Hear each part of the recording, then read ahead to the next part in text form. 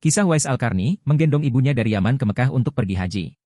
Dalam sebuah hadits yang diriwayatkan Muslim, Rasulullah Shallallahu Alaihi Wasallam bersabda bahwa sebaik-baik tabi'in atau pengikut adalah seorang laki-laki yang biasa dipanggil Uwais.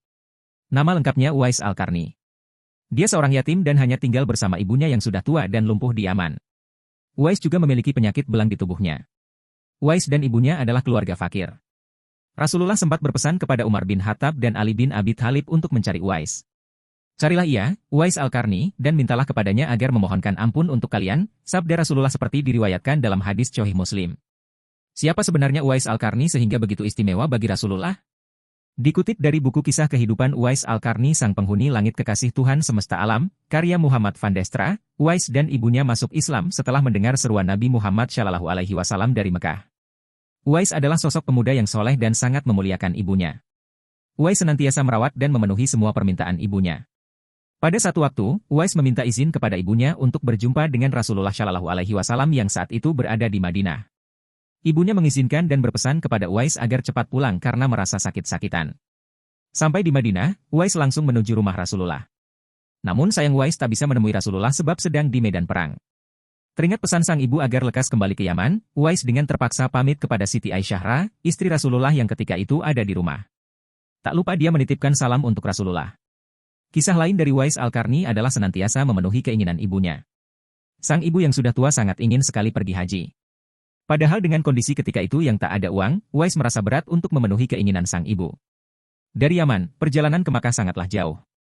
Melewati padang tandus yang panas. Orang-orang yang pergi ke Makkah biasanya menggunakan unta untuk membawa banyak perbekalan. Uwais terus berpikir untuk mencari jalan keluar agar ibunya bisa berangkat ke Tanah Suci. Kemudian, dibelilah seekor anak lembu dan Uwais membuat kandang di puncak bukit. Setiap pagi ia bolak-balik menggendong anak lembu itu naik turun bukit. Banyak orang yang menganggap aneh tindakan Uwais tersebut. Setelah 8 bulan berat lembu Uwais telah mencapai 100 kg.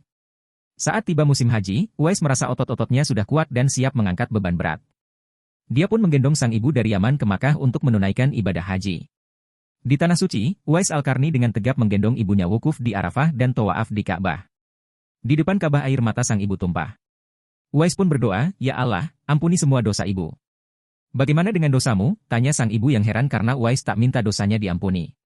"Dengan terampuninya dosa ibu, maka ibu akan masuk surga." "Cukuplah ridha dari ibu yang akan membawaku ke surga," jawab Uwais. Allah Subhanahu wa Ta'ala pun memberikan karunia untuk Uwais. Penyakit belang di tubuh Uwais seketika itu juga sembuh. Hanya tertinggal bulatan putih di tengkuknya. Tanda di tengkuk itu merupakan sebuah tanda sebagaimana disebutkan Rasulullah kepada Umar bin Khattab dan Ali bin Abi Thalib untuk mengenali Uwais. Pada akhirnya Umar dan Ali berhasil menemui Uwais. Dan seperti pesan Rasulullah, Umar dan Ali meminta Uwais agar mendoakan mereka diampuni oleh Allah Subhanahu wa Ta'ala. Beberapa tahun setelah dengan Umar dan Ali, Uwais wafat. Masyarakat Yaman ketika itu heran, sebab banyak orang berebut untuk memandikan, mensholatkan dan menguburkan jenazah Uwais. Banyak yang meyakini bahwa orang-orang yang berebut memandikan, mensholatkan dan menguburkan jenazah Uwais Al-Qarni ketika itu adalah para malaikat. Para malaikat yang diturunkan ke bumi, hanya untuk mengurus jenazah dan pemakamannya, Uwais, tulis Muhammad van Destra. Wallahu a'lam bishawab, semoga bermanfaat untuk sobat semua.